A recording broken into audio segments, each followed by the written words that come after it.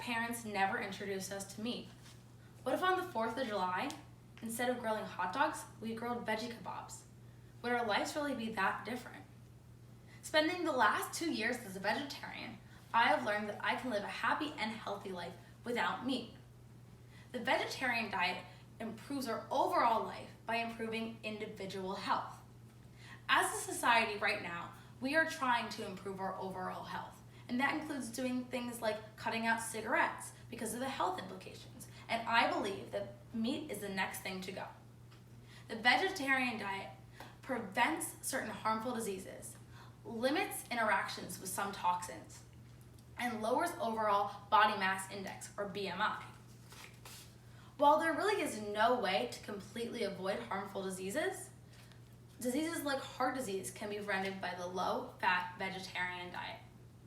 Until 2008, cardiovascular disease was the #1 killer in America, killing 800,000 people annually. My own father even had a run-in with cardiovascular disease that forced him to have open heart surgery when I was only 8 years old. Significant studies have found that the low-fat vegetarian diet can lower cholesterol, therefore improving overall heart health. And the Internet Health Library found that in 2006, a 10% decrease in blood cholesterol can actually have up to a 30% reduction of incidences with heart disease. 10% to me really is not that much. Furthermore, vegetarians are constantly critiqued for the low fat in our diet, but the saturated fat that's found in the American diet can be far more harmful. The average American eats 150 burgers every year. And in the article America's Best and Worst Burgers, David Zizenko and Matt Golding found a double cheeseburger that had 52 grams of saturated fat. The recommended amount per day is only 16 grams. So if the average American is eating 2 to 3 of these burgers every single week, just in the one meal, they are eating 3 times the recommended amount. And that can have bad implications for your heart. In a science journal called Psychology Today, they even stated that the low fat and the antioxidants that are found in the vegetarian diet can improve overall heart health. The vegetarian diet also prevents against certain toxins that can be causing harm and pain without us even knowing it. A lot of this can actually be found in pesticides. The EPA states that 95% of residual pesticides can be found in either meat, fish, or in dairy products. Because of the high volume of that is eaten in our American diet, we can be being poisoned without even knowing it. Furthermore, a 2005 study by Jennifer Bedford and Susan Barr found that vegetarians tend to just be more selective when it comes to their food, meaning that they try to avoid these toxins and choose organic foods or healthier foods in general. There's another issue that comes along with the meat industry, which is food poisoning. In large factory farms with cattle, there's an issue during slaughter that intestinal fluid and fecal matter can go into the meat and get grinded in to get sent off to grocery stores all across America. Furthermore, there has been an increase in the salmonella infection across America, and that is mostly to do with the low maintenance of the large poultry factories throughout America. Because these birds are often sick and they're not being taken care of, the rest of America gets sick.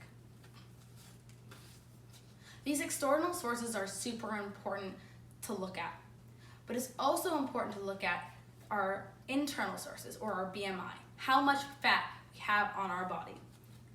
Vegetarians tend to have lower BMIs because of a calorie deficit as well as the food we're eating. Because we're eating less fat, the biggest macronutrient for calories, we're gonna have higher nutritional value with lower calories. Furthermore, a study done at Loma Linda University found that people who ate between 1,700 and 2,000 calories had a variance in weight due to their diet. The vegans and vegetarians tend to have the lowest BMI, while the meat eaters tend to have the highest BMI. There were also incidences of obesity. The vegans had only 9.4% of obese participants, while the meat eaters had 33.3%. And I can relate to that as someone who has lost weight using the vegetarian diet. With obesity on the rise in America, we truly need to implement the vegetarian diet. Obesity places stress on organs and can cause issues like fatigue, hypertension, cancer, heart disease, as stated before, and many, many more things. It can also decrease your life expectancy by 7%. Imagine these 7 years that you will lose because of obesity, because of your current diet. That could be missing out on your daughter's wedding or watching your son walk for the first time. Overall, the vegetarian diet helps prevent diseases. It helps limit toxins, and it helps lower the overall BMI. Our food is our fuel, and it's super important to put fuel in our body that is good for us. If our fuel is subpar, then we're not going to be able to function in the way that we need to. Do any of these facts make you reconsider your diet or reconsider what food you're putting in your body? Being a vegetarian myself changed my entire life. It was one of the hardest decisions I've ever had to make, but I'm so glad I made it. And I challenge all of you to do the same.